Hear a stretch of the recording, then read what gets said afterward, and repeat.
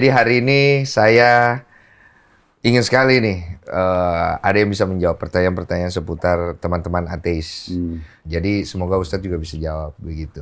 Insya Allah. Jadi orang ateis itu bertanya, Tuhan itu berbentuk seperti apa? Kenapa Tuhan itu tidak pernah menampakkan dirinya? Oke. Alhamdulillah wassalatu wassalamu ala Rasulillah. Jadi memang banyak sekali yang ada di muka bumi ini yang memang tidak nampak tapi kita bisa rasakan. Ya itu ya. Ya, dan itu pasti ada sebabnya kenapa dirahasiakan. Contoh misalnya, kita kan rasakan lapar, haus, ngantuk, sakit, suka, benci. Tapi kan tidak ada wujudnya. Tapi kan kita bisa rasakan keberadaannya kan. Betul. Kita bisa rasakan lapar itu. Kita bisa rasakan haus itu, capek itu, sakit itu, ngantuk itu, suka itu, benci itu. Semua kita bisa rasakan. Dari ini memang pasti ada satu rahasia kenapa dia tidak diwujudkan. Karena memang cukup dengan merasakannya, orang udah tahu. Dia nggak butuh lihat wujudnya untuk mengatakan, oh nanti kalau nampak wujudnya lapar itu baru saya akan mengatakan diri saya lapar. Kan nggak perlu. Dia udah secara alami, oh ya ini lapar. Bahasa Indonesianya lapar, bahasa Inggrisnya ini, bahasa Arabnya ini. Solusinya mengarah ke makan dan tidak bisa diganti kayak yang lain. Nah, dengan adanya lapar itu, dengan adanya diri kita juga, dengan adanya solusinya harus makan tidak bisa kepada yang lain. Nggak bisa orang kalau lapar tidur, pasti bangun lapar lagi. Atau dia mandi, tetap aja laparnya nggak hilang. Harus makan, berarti kan ada satu sistem yang mengatur itu. Nah sistem ini udah diatur oleh Sang Tuhan Allah. Gitu. Kalau secara agama, kalau dalam Islam, memang diyakini wujudnya Allah yang maha sempurna itu akan nampak secara sempurna itu di surga. Di surga. Oh begitu, ya, jadi memang di dunia ini tidak dinampakkan kepada kita, tapi banyak bukti-bukti kalau dia ada. Seperti pergantian siang malam, turunnya hujan, populasi manusia, populasi hewan-hewan, tumbuh-tumbuhan. Semua ini pergantian musim, buah-buahan, dan segala macam itu pasti menunjukkan ada satu sistem yang sangat baik.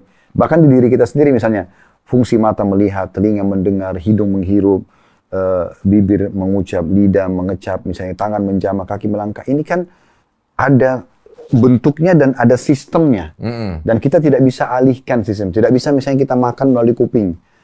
Nggak bisa kita misalnya bernafas melalui mata. Memang ada, berarti kan ada yang mengatur. Ada fungsi. Ya, dan ada pengaturan ini kan tidak mungkin kalau tidak ada yang mengaturnya. Nah itulah mengerucut kepada Tuhan tadi. Iya. Nah kalau kita hubungkan dengan agama, memang dalam Islam itu Allah Subhanahu Wa Taala menjadikan nikmat terbesar di surga nanti melihat wajahnya dan zatnya yang maha sempurna. Oleh karena itu orang dalam Islam berkeyakinan kalau orang yang masuk ke neraka dia tidak akan lihat wujudnya Allah. Dia hanya nanti melihat, kata Nabi Muhammad SAW, nanti kalian akan dibangkitkan di mahsyar pada hari kiamat. Kalian akan melihat Tuhan kalian dalam bentuk cahaya yang sangat terang seperti bulan purnama.